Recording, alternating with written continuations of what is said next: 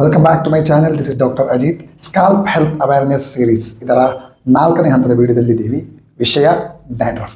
Dandruff ಅಂದರೆ ಏನು? ಎಲ್ಲರಿಗೂ ಓಡ್ತಾ ಇರುವಂಥ questions. Dandruff is a common scalp conditions ಅಂತ ಹೇಳ್ಬೋದು.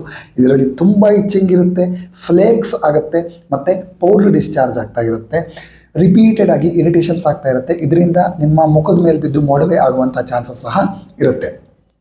ಹಾಗಾದರೆ ಡ್ಯಾಂಡ್ರಫ್ ಆಗಲಿಕ್ಕೆ ಕಾರಣಗಳು ಏನು ಅಂತ ಕೇಳ್ತೀರಾ? ಆಲ್ಮೋಸ್ಟ್ ಆಲ್ ಜನ ಅಂದ್ಕೊಂಡಿದ್ದೀರಾ ಇದು ಫಂಗಸ್ ಇಂದ ಆಗುತ್ತೆ, ಅದಕ್ಕೋಸ್ಕರ ಆ್ಯಂಟಿ ಫಂಗಲ್ ಶಾಂಪೂಸ್ ಯೂಸ್ ಮಾಡ್ತೀರಾ. It is not like that. Dandruff ನಿಮಗೆ ಭಾಳ ರೀಸನಿಂದ ಆಗ್ಬೋದು. ಬಹುಮುಖ್ಯವಾಗಿ 3 ಇಂಪಾರ್ಟೆಂಟ್ ರೀಸನ್ಸ್ ಇದೆ. Number 1, oily skin. ನೀವು ಓವರ್ನೈಟ್ ಆಯಿಲ್ ಯೂಸ್ ಮಾಡೋದ್ರಿಂದ ನಿಮಗೆ ಡ್ಯಾಂಡ್ರಫ್ ಆಗುವಂಥ ಚಾನ್ಸಸ್ ಇರುತ್ತೆ, ಅಥವಾ ಲಾಂಗ್ ಟರ್ಮ್ ಆಯಿಲ್ ಯೂಸ್ ಮಾಡೋದ್ರಿಂದ.